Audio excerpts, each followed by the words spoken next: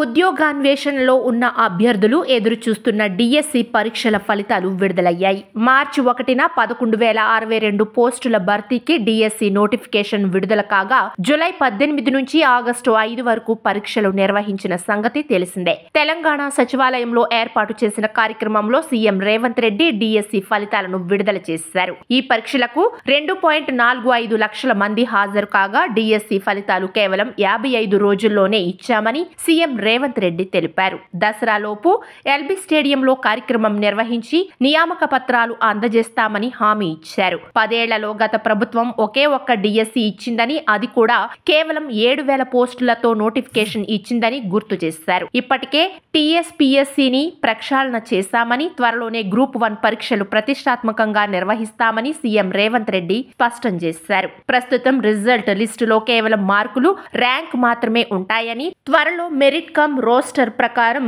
Selected లిస్టును జిల్లాల వారీగా డీఈఓలకు అందజేస్తామని అధికారులు తెలిపారు. సర్టిఫికెట్ల పరిశీలన అనంతరం సాధారణ ర్యాంకింగ్ జాబితా ఆధారంగా రిజర్వేషన్ ప్రకారం 1:3 నిష్పత్తిలో జిల్లాల వారీగా అభ్యర్థుల మెరిట్ జాబితాను ప్రకటించే అవకాశం ఉంది.